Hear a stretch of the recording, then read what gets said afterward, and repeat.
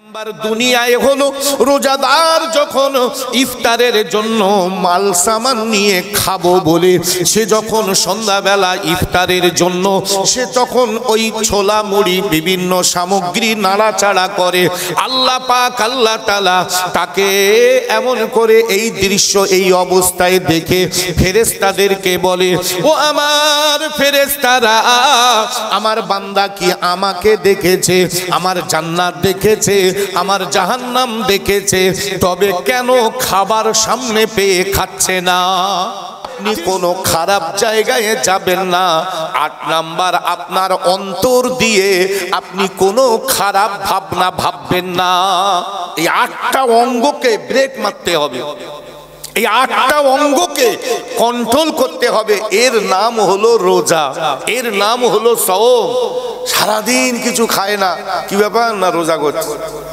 কিসির রোজা? একটা বদমাইশি বন্ধ হয় না, একটা টিভি দেখা, সিনেমা দেখা, ওই মোবাইল দেখা, তারপরে মোটামুটি মুখ দিয়ে জবান দিয়ে গালাগালি করা, ঝগড়া বাঁধানি, পর চর্চা করা, পর নিন্দা করা, মানুষের কষ্ট দেওয়া, তার উপরে জুলুম করা, কিছুই বন্ধ হয় না।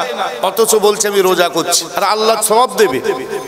কুতিবা আলাইকুমুস সিয়াম, তোমাদের উপরে রোজা ফরজ করা হয়েছে, কামা কুতিবা আলাল্লাযিনা মিন ক্বাবলিকুম, যেমন তোমাদের পূর্বের মানুষের উপরে রোজা ফরজ করা হয়েছিল, লাআল্লাকুম তাত্তাকুন, যদি তুমি আল্লাহকে ভয় করো তবে অবশ্যই ওই রকম সওম, ওই রকম রোজা রাখো যেমন করে আল্লাহ রাখতে বলেছে। ইনশাআল্লাহ এই ওয়াজটা যদি আপনি মনে রাখেন, তাহলে রমজান মাসে গালাগালি দিতে গেলে একটু মনে হবে, সেই কদিন আগে না একটা মৌলভী সাহেব বলে গেল, মানে এই হেড হুট শুরু হওয়া মানে মনে রাখতে হবে ওয়াজ কাজে লেগেছে। আর যদি বলে ওইরকম বলে, তুই রাখ দিন সব কথা শুনলি আর এই হয়েছে তো বিপদ। মিলাদে মৌলভী সাহেবরা যা বলে খুব খারাপ বলে না, কিন্তু পরিণামে কি হয় ওইরকম বলে, সব কথাকে শোনা যায়। ভাই এই তো হয়ে গেল সব বিপদ, সব ফাসাদ হয়ে গেল। ভাই মনে রাখতে হবে, আপনাকে আমলে সব আপনি পারবেন না হয়তো, কিন্তু কিছু কিছু তো পারবেন। রমজান মাস আপনি রোজা রেখেছেন, আপনি আপনার জবানটাকে হেফাজত করুন। আল্লাহ পাক আল্লাহ তাআলা স্পষ্ট করে বলে দিলেন, ওগো আমার বান্দা, ওগো আল্লাহর বান্দা, মনে রেখে দাও এই রমজান মাসটা এত নিয়ামতের মাস, এই রমজান মাসটা এত বরকতের মাস, এই রমজান মাসটা এত এমন করে বরকতপূর্ণ মাস আল্লাহ পাক আল্লাহ তাআলা তোমাকে দিয়েছে। এই বরকতপূর্ণ মাসে তুমি যদি সঠিকভাবে রোজা রাখতে পারো, প্রথম 10 দিনের ভিতরে আল্লাহ পাক আল্লাহ তাআলা তোমার জন্য রেখেছে রহমত। তাই রমজান মাসটাকে আল্লাহর নবী 3টে ভাগে বিভক্ত করেছে। প্রথম 10 দিন হলো রহমতের দিন, আর দ্বিতীয় 10 দিন হলো মাগফিরাত বা ক্ষমার দিন, তৃতীয় 10 দিন হলো নাজাত বা মুক্তির দিন। আল্লাহর নবী রমজান মাসটাকে 3টে ভাগে বিভক্ত করেছে, রহমত, মাগফিরাত আর নাজাত। রমজান মাসের প্রথম 10 দিন আল্লাহর অনবরত রহমত বর্ষণ হয়, রহমত বর্ষণ হয়, করুণা বর্ষণ হয়, আল্লাহর দয়া আসে অনবরত। কে আছো? আল্লাহ ডাকে, কে আছো আমার রহমত নেবে, কে আছো আমার দয়া নেবে, কে আছো আমার করুণা নেবে। রমজান মাসের প্রথম 10 দিন 1 থেকে 10 তারিখ পর্যন্ত অনর্গল আল্লাহর রহমত শুরু হয়। কিন্তু আমরা বেমালুম, আমরা সেদিকে আমাদের কোনো ভ্রুক্ষেপ নেই। ভাই আল্লাহর রহমত নিতে গেলে আপনাকে রোজা রেখে ঠিক ইফতারের সময় আল্লাহর কাছে কাঁদতে হবে। বিশ্বনবী রাসূলুল্লাহ বলেছেন, রোজাদারের জন্য সবথেকে বড় 2টো আনন্দের, একটা হলো দুনিয়ায় আর একটা হলো মরণের পরে জান্নাতে যাওয়ার আগে।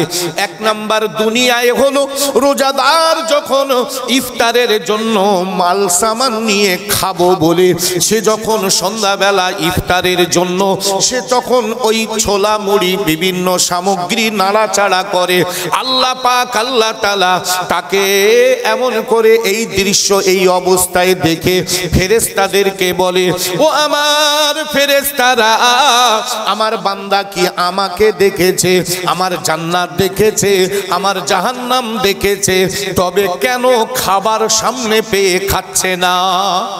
তৃষ্ণার্ত, ক্ষুধার্ত, সারাদিন পানির জন্য, চৈত্র মাসের রোজা, গরমের রোজা, বৈশাখ মাসের রোজা, সারাদিন খাটাখাটনি করে মনে হচ্ছে যে এক বালতি পানি হলে ভালো হয়, এক বালতি পানি হলে ভালো হয়, দুটো তিনটে বেশ ঠান্ডা মানে ফ্রিজের পানি হলে ভালো হয়, কিন্তু নাড়াচাড়া করছে, গালে দেয় না, অপেক্ষা করছে কার? আল্লাহর হুকুমের। আল্লাহু আকবার মুয়াজ্জিন বলবে তারপরে খাওয়া যাবে, নাড়াচাড়া করছে। তখন আল্লাহ ফেরেশতাদের জিজ্ঞাসা করে যে আমার বান্দা খাচ্ছে না কেন? কে নিষেধ করলো তাকে? খাচ্ছে না কেন? সে তো আমাকে দেখিনি, জান্নাতও দেখিনি, জাহান্নামও তো দেখিনি, তবে সে খাচ্ছে না কেন? সে খাচ্ছে না কি জন্য? তখন ফেরেশতারা আল্লাহকে বলে, ওগো আল্লাহ, ওগো মাওলা, এই জন্য খাচ্ছে না, আল্লাহ তোমাকে ভয় করে, তোমাকে না দেখলেও তোমাকে ভয় করেছে, তোমাকে না দেখেই বিশ্বাস করেছে। ওগো আল্লাহ পাক আল্লাহ তাআলা, তোমার বান্দা তোমার নবীর কথা শুনে তোমার হুকুমের অপেক্ষায় রয়েছে। ওই সময় আল্লাহ বলে, আমার বান্দা কি আমার কাছে কিছু চায়? এত কষ্ট করেছে তো আমার বান্দা আমার কাছে কিছু চেয়েছে? ভাই, এই জন্য আমরা তো ইফতার সামনে নিয়ে দোয়া করি। ইমাম সাহেব, হুজুর সাহেবরা একটু দোয়া করে দেন। আপনি ধরে নেন মসজিদে ইফতারে আসেননি, তো বাড়িতেও একা একা করেন। আপনি মসজিদে আসতে পারেননি, বাড়িতে করছেন, সেখানে করেন। আপনি জল করে রয়েছেন, বেড়িতে রয়েছেন, সেখানে ৫-৭ জন মিলে ইফতার করছেন, সেখানে বসে আপনি ঠিক ইফতারের ধরে নেন ৫টা ৪১-এ আজান হবে, ৫টা ৪১-এ আজান হবে কি ৪২-এ আজান হবে। আপনি তো একটা চার্ট আপনার আছে, আপনি দেখেছেন, আপনি অপেক্ষা করুন, ঠিক ৫ মিনিট ৬ মিনিট আগে আল্লাহুম্মা সাল্লি আলা সাইয়্যিদিনা মাওলানা মুহাম্মদ ওয়া আলা আলি সাইয়্যিদিনা মাওলানা মুহাম্মদ ৫ বার ৭ বার দরুদ শরীফ পড়ুন, কলমা শরীফ পড়ুন। আল্লাহুম্মা ইন্নাকা আফুউন তুহিব্বুল আফওয়া ফাফু আন্না ইয়া গফুর, এই দোয়াটা পড়ুন। যা জানা আছে পড়ে আল্লাহর কাছে বলুন, আল্লাহ, আমি যদি সত্যি তোমার ভয় করে রোজা রাখি, তোমার নবীর মহব্বত করে রোজা রাখি, তোমার ভয় অন্তরে নিয়ে আমি যদি রোজা রাখি, তুমি তো সব জানো আল্লাহ, আল্লাহ তুমি আমাদের মাফ করে দাও। আমরা এই ৫-৭ জন আলাই বসে জল করে বসে রোজা রেখেছিলাম, আল্লাহ আমরা এখন ইফতার করব, আল্লাহ তুমি আমাদের মাফ করে দাও। আরে আপনি জলে জঙ্গলে যেখানে থাকেন না কেন, আল্লাহ সব জায়গায় তো রয়েছে। আল্লাহ কি শুধু খামারের মসজিদই থাকে আর কোথাও নেই? শুধু এই মসজিদই রয়েছে, আল্লাহ আর কোথাও নেই? সব জায়গায় রয়েছে আল্লাহ। ওহুয়া মাকুম আইনামা কুনতুম, আপনি যেখানে থাকেন সেখানে থাকে আল্লাহ। ওয়া নাহনু আকরাবু ইলাইহি মিন হাবলিল ওয়ারিদ, আল্লাহ বললেন কেউ যদি জিজ্ঞাসা করে আল্লাহ কই, হে নবী তুমি বলে দাও তোমার ঘাড়ের যে মোটা শির তার থেকেও নিকটে রয়েছে আল্লাহ। ওয়া নাহনু আকরাবু ইলাইহি মিন হাবলিল ওয়ারিদ, এই যে ঘাড়ের মোটা শির তার থেকে নিকটে। ২৭ পারায় সূরাতুল হাদীদে আল্লাহ বললেন, ওহুয়া মাকুম আইনামা কুনতুম, বান্দা তুমি যেখানে থাকো আমি আল্লাহ সেখানে থাকি। তার মানে আল্লাহ সব জায়গায় রয়েছে। যখন আপনি যেখানে ইফতার করছেন সেখানে দুটো হাত তুলে একটু মোনাজাত করুন। আমরা তা করিনি, আমরা মোটামুটি জন্মের খাওয়া খাবে, আপেল, লেবু, নাশপাতি, বেদানা, পেয়ারা, কলা, আঙ্গুর, তরমুজ, শসা, আলুর চপ, বেগুনি চপ, মানে গোশের চপ, ডিমির চপ, মুসার চপ, ঘুগনি, জন্মের খাওয়া খাবে উইলে বসে রয়েছে। একবারও দোয়া করে না, একবারও বলে না। ভাই ইফতার শব্দের মানে কি বলেন? জিজ্ঞাসা করবে ইমাম সাহেব ভাইকে, আশা করি বলে দেবে। আফতারা ইউফতিরু ইফতারান, আরবি শব্দ, এর মানে হলো নাস্তা করা। ভাই নাস্তায় কি খুব সেঁটে খায়? নাস্তা মানে কি, একটু আধটু একটু চা, দুটো বিস্কিট আমরা সকালে নাস্তা করি, অথবা সন্ধ্যাবেলার দিকে একটু ছোট অল্প একটু মুড়ি, একটু চানাচুর, একটু হয়তো একটা চপ। ও বাবা, রোজাদার সন্ধ্যাবেলা যা খাচ্ছে মানে জীবনে যেন খাইনি, এই প্রথম বসে। এক একজনের খানচা দেখলি ভাই মাথা চমচম করে ঘুরে যাবে, পুরি সর্বনেশে খাওয়া। ভাই এরকম না, আমি নিজে চোখে দেখেছি। মেজলা হুজুর পীর কেবলা ফুরফুরা, আমি তখন বসিরহাট আমিনিয়া মাদ্রাসায় পড়ি, তো ফুরফুরায় রোজার সময় গিয়েছি, ইফতার হবে। তো মেজলা হুজুরের ওই চাতালে, আমি এটা বলছি সম্ভবত 1990-91 সালের কথা, সেই সময়, হ্যাঁ 91 কি 92, মানে সেই সময় সেই ইরাকের সাদ্দাম হোসেনের সেই লড়াই হচ্ছে, মানে সম্ভবত ওটা 91 কি 90 এরকম একটা হবে।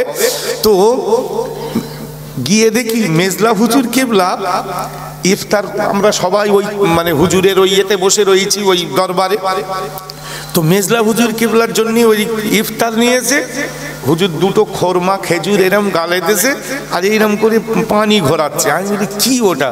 তারপরে দেখি পান্তা ভাত, মানে অল্প দুটো ভাত আর ওতে নুন দেওয়া আর এরম করে ঘোরাচ্ছে, আর ওতে মেজলা হুজুর কেবলা দুটো তিনটেই ছোলা ছাড়ানো আর দুটো ওই ইয়ে আপনার মানে খোরমা খেজুর আর ওই পান্তা ভাত এরকম করতে চুমুর দিয়ে খেয়ে বলছে বাবা চলো চলো নামাজ পড়ে এলেই, চলো নামাজ পড়ে এলেই। এই হলো ইফতার। আর আমরা 20 মিনিট হয়ে যাচ্ছে, হুজুর দাঁড়াও এখনো মুড়ি রয়েছে, হুজুরির নামাজ পড়াতে দেয় না, মানে এখনো ওনার মুড়ি রয়েছে। ভাই এরকম না, নামাজ, রমজান মাসটা আপনার বরকতের মাস, আপনি খান যত পারেন খান, তবে আপনি দিয়ে খান। আপনি এত খাচ্ছেন অথচ আপনার এলাকার পাশের বাড়ি কত গরিব রয়েছে, তাদের একটু শশাও জুটিনি। রমজান মাসে গরিব মানুষ, আপনি ধনী মানুষ, আপনার বাড়ি দুটো তিনটে ফ্রিজ রয়েছে, পাশের বাড়ির গরিব, তারে এক বোতল পানি দেন আপনি। যদিও তো দেয় না, আবার যদি বলে যে তোমাদের ফ্রিজে একটু পানি রেখে দে, না না আমাদের তাই ঘরে মানে ও ঢোকার দেবে না। এতে ভাই এরকমটা করব না। রমজান মাসে খাবো আমরা, কিন্তু দিয়ে খাবো। আল্লাহ রসুলের এটাই ছিল অভ্যাস। নবীজি খানচায় বসতেন, সবাইকে ডেকে নিতেন, নবীজি সবাইকে বলতেন আমার খানচায় এসো। কিন্তু সাহাবারা তো রসুলুল্লাহর আদবে তারা নবীজির কাছে আসতে চাইতো না, মানে একটা নবীজির কাছে যাব, আল্লাহ নবী খাক, কিন্তু নবীজি বলতেন এসো না আমার খানচায় বসো, সবাই আমার খানচায় বসো। আল্লাহু আকবার। নবীজি খেতেন কিন্তু দিয়ে খেতেন, আর আমরা দিয়ে খাইনি, আমরা নিয়ে খাই, মানে কার রয়েছে ওইগুলো টেনে সব আমার কাছে আসে, সব খেয়ে নেবো। ভাই এরকম না। আফতারা ইউআফতিরু ইফতারান, মানে নাস্তা করা, অল্প খাওয়া। আপনি খান, নামাজ কালাম পড়ে এবারে অনেকক্ষণ খান, 7টা 8টা 9টা পর্যন্ত খান, তারপরে এসব বেতের বই মানে তারাবি পড়বেন। বিশ্বনেতা বিশ্বনবী রাসূলুল্লাহ বলেছেন ওই ইফতার সামনে নিয়ে দোয়া করলে আল্লাহ পাকের খুশি হন, আল্লাহ পাকের দরবারে ফেরেশতারা পৌঁছে দেয়। আমার আল্লাহ জিজ্ঞাসা করে, ও আমার ফেরেশতারা, আমার বান্দা আমার কাছে কি কিছু চেয়েছে? আল্লাহর ফেরেশতারা বলে, হ্যাঁ আল্লাহ, সেই অমুক খামারের অমুকের ছেলে অমুক, সে এমন করে ইফতার নিয়ে তোমার কাছে সে জাহান্নাম থেকে মুক্তি চেয়েছে, জাহান্নাম থেকে নাজাত চেয়েছে। আল্লাহ পাক আল্লাহ তাআলা বলেন, ও আমার ফেরেশতা, আমার বান্দা যখন আমাকে ভয় করে সারা দিন সে রোজা ছিল, সে সিয়াম আদায় করেছে, সারা দিন সে সিয়াম যখন আদায় করেছে, আমি আল্লাহ পাক আল্লাহ তাআলা আমিও খুশি হয়ে তাকে জাহান্নাম থেকে মুক্তি দিলাম। জোরে বলি সুবহানাল্লাহ। আল্লাহ খুশি হয়ে যান, আল্লাহ রাজি হয়ে যান, কিন্তু আমরা চাইনি তো। আমরা নাড়ানাড়ি করি কিন্তু দোয়া করে না। শুধু মসজিদে আসলে ইমাম সাহেব একটু করে, কেউ আমিন বলে, কেউ বা বলে না, সেই এটা ওটা করে। ভাই এটা করলে হবে না। রমজান মাস যদি পূর্ণভাবে সওয়াবের সঙ্গে পাওয়ার নিয়তে যদি আমরা করি, আলহামদুলিল্লাহ বিরাট সওয়াব রয়েছে, বিরাট নেকি রয়েছে। আমরা যদি বোঝার চেষ্টা করি, আমরা যদি সত্যিকারের একটু জানার চেষ্টা করি, আলহামদুলিল্লাহ আপনাদের যোগ্য ইমাম সাহেব তো আলেম মানুষ, তিনি তার কাছে সবাই, তাই আমি এই ওয়াজ করছি মানে কি আমি সব জানি? কত কি আমিও জানিনি।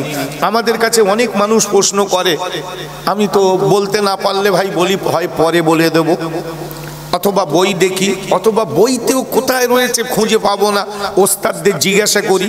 আমার ওস্তাদ যারা তাদের কাছে জিজ্ঞাসা করি, হুজুর এইটা একটা মশলা কোথায় পাওয়া যাবে, কোথায় পাওয়া যাবে একটুখানি বলেন তো। এমন অনেক মশলা রয়েছে ভাই আমরা জানিনি। যেমন নামাজে ইমামে তহাবি রহমাতুল্লাহ আলাইহে তার কেতাবে তহাবি শরীফে এসেছে, নামাজের ভিতরে 14 থেকে 15,000 মশলা নামাজে রয়েছে। আমরা টাইটেল পাস করি 200-250 পড়িস কিনা তাও সন্দেহ। আসলে যখন পড়াশুনো করি তখন নেশা থাকে তো ফার্স্ট হব, নাম্বার তুলব, তখন ওই শেখার নিয়ত খুব বেশি থাকে না। তখন নিয়ত থাকে কি করে ফার্স্ট হওয়া যাবে, কি করে পড়লে মোটামুটি আমি অনেকটা নাম্বার তুলতে পারবো, অনেক ভালো জায়গায় এমন করে আসতে পারবো, এটাই থাকে তখন এমন করে নেশা। তো অনেক কিছুই জানা থাকে না, তবুও জিজ্ঞাসা করলে ভাই বলে দেওয়া যাবে। হয় আমি কিতাব দেখে বলে দেব, না হলে ওস্তাদদের কাছ থেকে, জাননেওয়ালা হুজুরদের কাছ থেকে জেনে এসে বলে দেব, না বলার কি আছে। যেমন সেদিন আমাকে একজনা প্রশ্ন করেছে, হুজুর আমি খুব বেছে কুটে চলি, বেছে কুটে মানে তাকওয়া করে চলি, আমি কোনোদিন আমার যেখান থেকে আমি তাকওয়া করা শুরু করেছি হুজুর, আমি কোনোদিন কারো বাড়িতে খাইনি, এমনকি আমার নিজের বাড়িতে আমার স্ত্রী ছাড়া অন্য কেউ রান্না করলে আমি খাইনি। আমার নিজের বাড়িতে আমার স্ত্রী, আমি তাকে চিনি, সে ছাড়া অন্য কেউ রান্না করলে আমি খাইনি। উনি আবার একটা মসজিদের মুয়াজ্জিন। আমি বললাম আপনার তো সবার বাড়ি যেতে হবে, তো বলে হ্যাঁ সবার বাড়ি যাই, দাওয়াত করলে সবার বাড়ি যাই, কিন্তু আমি খাইনি, সবাই জেনে গেছে, ওই জন্য কেউ আমার জোর করে না। আমি কলমাখানিতে যাই, দোয়া দরুদ করে আমি এসে আজান দিয়ে বাড়ি চলে আসি, কেউ আমার জোর করে না, জেনে গেছে গ্রামের মানুষ যে ও খায় না। কিন্তু হুজুর আমি এখন একটা বিপদে, মহা বিপদে পড়েছি। আমার বড় মেয়ে আমি বিয়ে দিয়েছি, বিশ্বাস করুন লোকটা বলছে না আর চোখ দিয়ে টপ টপ করে পানি পড়ছে। বলছে হুজুর আমি অনেক দিন, প্রায় 20 বছর হয়ে গেছে আমি এই আমলে রয়েছি, আমার জ্ঞান মতে এক লোকমা আমি হারাম খাইনি, আমার জ্ঞান মতে খাইনি। আমি এমনকি বাজার থেকে লোক মুড়ি কিনে আনে খায়, আমি ওটাও খাইনি। আমার চাষ করি জমিতে, সেই জমির ধানের মুড়ি বাড়ি ভেজে ওই মুড়ি আমি খাই। মানে যতটা পারা যায় ও লোক বেঁচে চলে, আল্লাহওয়ালা মানুষ। কিন্তু এখন একটা মেয়ে সন্তান বিয়ে দিয়েছি, অনেক দেখে শুনে জেনে বুঝে বিয়ে দিয়েছি। আল্লাহর কি শান, বিয়ে দেওয়ার পরে জানতে পেরেছি আমার ওই বেই, সে ওই বন্ধনের ওই যে সেই লোন দেয় উরির এজেন্ট আমার ওই বেই। বলে কি জ্বালায় পড়িস বলেন দিন। এখন মেয়ে সন্তান আমি জানতে পেরেছি যখন, তখন থেকে আমি আর মেয়ের বাড়ি খাইনি। বলে এমন টাইমে যাই মানে যেন খেতি না হয়, কিন্তু ভাত না হয় খাবো না, এটা চাও তো খেতে হবে, এটা যা হোক তো খেতে হবে।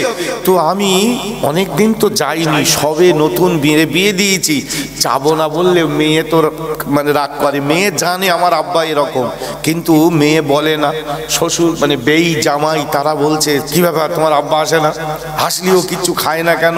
বলে এইরকম 2-6 মাস পরে আস্তে আস্তে ব্যাপারটা জানাজানি হয়ে গেছে যে আমি এই জন্য খাইনি।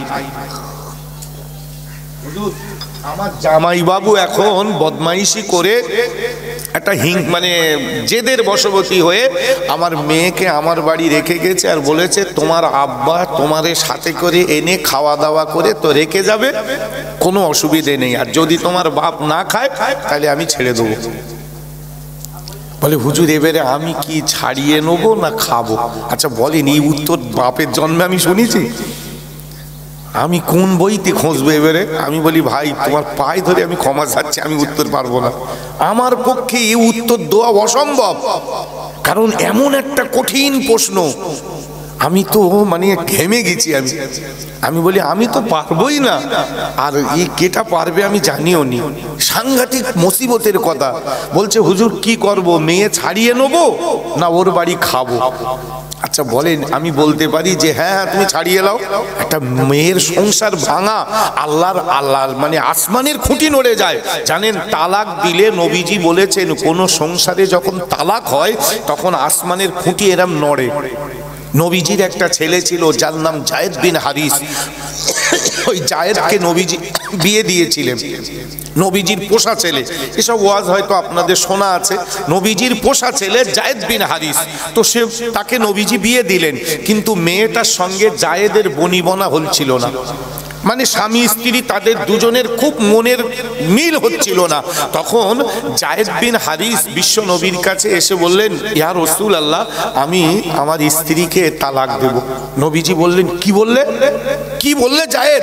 বলে হুজুর আমি তালাক দেব, কারণ ওর সঙ্গে আমার বনিবনা হচ্ছে না, মানে আমার মনের মিল হচ্ছে না।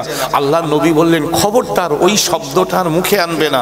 জানো তালাক দিলে আসমানের খুঁটিটা কাঁপে, আল্লাহ এত নারাজ হয়, আল্লাহ এত নাকুশ হয়, আল্লাহ এত অসন্তুষ্ট হয়, আর তুমি তালাকের কথা বলছো? না না না, আল্লাহর ভয় করো, চেষ্টা করো। আচ্ছা ঠিক আছে, আমি একজন সাহাবাকে দিয়ে তোমাদের মধ্যে ইসলাহ করিয়ে দিচ্ছি, মানে ভুল বোঝাবুঝিটা নিরাসন করে দিচ্ছি। এই জন্য তালাক জায়েজ, তবে ঘৃণিত জায়েজ, মানে মন্দের ভালো। নবীজি বলেছেন ইসলামে দুটো জায়েজ, তবে মন্দের ভালো। একটা হলো তালাক আর একটা হলো ভিক্ষা। জায়েজ করেছে বটে, তবে মন্দের ভালো, মানে না দিলে আল্লাহ খুশি হন। তো রাসূলুল্লাহ সাল্লাল্লাহু আলাইহি সাল্লাম তার ছেলে জায়েদকে এরকম বললেন। ভাই তারপরেও ফের একদিন জায়েদ এসে বলছে, ইয়া রাসূলুল্লাহ, আব্বাজান আমি ওর সঙ্গে থাকতে পারবো না, আমি তালাক দেব। নবীজি অসন্তুষ্ট হলেন। নবী বললেন, আমি তো তোমাকে বললাম তালাক দেওয়া যাবে না। আচ্ছা ঠিক আছে, একটু ভুল বোঝাবুঝি মিটিয়ে নাও, তালাক দেওয়া যাবে না। কিন্তু পরবর্তীকালে দেখা গেল জায়েদ তালাক দিয়ে দিল। বিশ্বাস করুন, ইমাম সাহেব রয়েছে, বলবেন, আশা করি দেখিয়ে দেবে। কোরআন শরীফে রয়েছে 22 পারার 2য় পৃষ্ঠা। আল্লাহ পাক আল্লাহ তাআলার হাবিব বিশ্ব নবী বারবার নিষেধ করলেন। বারবার নবীজি নিষেধ করার পরেও দেখা গেল যে এমন করে জায়েদ বিন হারিস তালাক দিয়ে দিল। আল্লাহর নবী কোনো কথা বললেন না, অসন্তুষ্ট হলেন। আল্লাহ পাকের হাবিব কয়েকদিন কেটে গেল, কয়েকদিন অর্থাৎ 3-4 মাস কেটে যাওয়ার পরে যে মেয়েটাকে জায়েদ তালাক দিয়েছিল ওই মেয়েটাকে নবীজি বিয়ে করলেন। নবীজি বিয়ে করলেন। গোটা মক্কায় মদিনায় ছড়িয়ে গেল নবীজি ছেলের বউকে বিয়ে করেছে। একটা বদনাম ছড়িয়ে গেল, কি নবী তার ছেলের বউকে বিয়ে করেছে। তখন আল্লাহ পাক আল্লাহ তাআলা কোরআন নাজেল করে বললেন, না না না, নবী কোনো ভুল করেনি। আসলে নবী তালাকের যে বিরুদ্ধে, এটা নবীজির দ্বারা প্রমাণ হয়েছে। তাই আল্লাহর নবী যে কাজটা করেছে এতে কোনো দোষ নাই। নবীর রক্তের সম্পর্ক নেই জায়েদের সাথে, অর্থাৎ নবীর যদি জন্ম দেওয়া সন্তান হতো তবে হতো হারাম, কারণ জায়েদ নবীর পোষা ছেলে, জায়েদ নবীর জন্ম দেওয়া ছেলে না।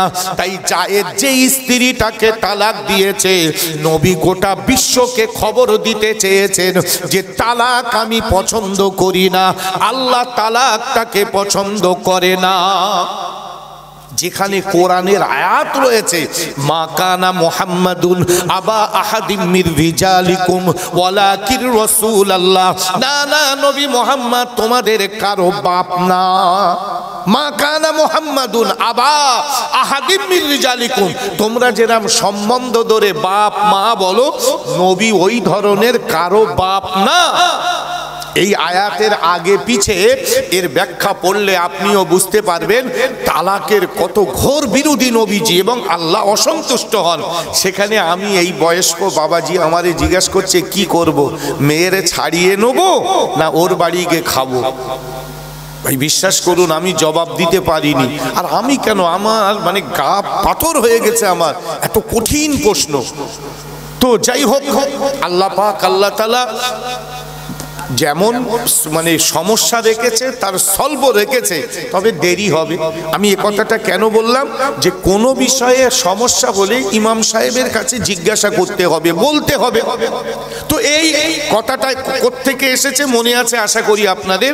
আমি বলছিলাম ইফতার, আফতারা ইউফতিরু ইফতারান, ইফতার আপনি করবেন, তবে ইফতারের পূর্ব মুহূর্তে আল্লাহর কাছে আপনি দোয়া করবেন, দোয়া চাইবেন। এটা এক নাম্বার দুনিয়ায় রোজাদারের জন্য শান্তির কথা। দু নাম্বার, আল্লাহ পাক আল্লাহ তাআলা রোজাদারের জন্য জান্নাতের একটা স্পেশাল দরজা রেখেছে, যে দরজাটার নাম হলো রায়্যান।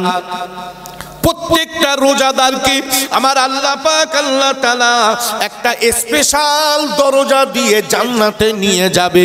সবাই জিজ্ঞাসা করবে, আল্লাহ ওগো আল্লাহ, এরা কারা ওই দরজা দিয়ে যাচ্ছে আর কাউকে ওই দরজা দিয়ে আপনি ঢুকতে দিচ্ছেন না?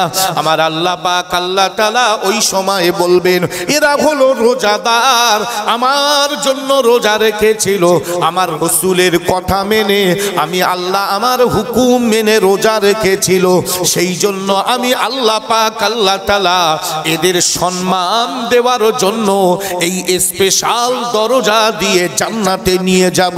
ওই দরজাটার নাম হলো রায়্যান। রায়্যান নামক দরজা দিয়ে আপনি জান্নাতে চলে যাবেন। এই হলো রোজাদারের সবথেকে দুটো পাওনা। আবারও বলছি, মনে রাখুন, একটা হলো ইফতারের সামগ্রী সামনে নিয়ে দোয়া করলে আল্লাহর কাছে কবুল হয়।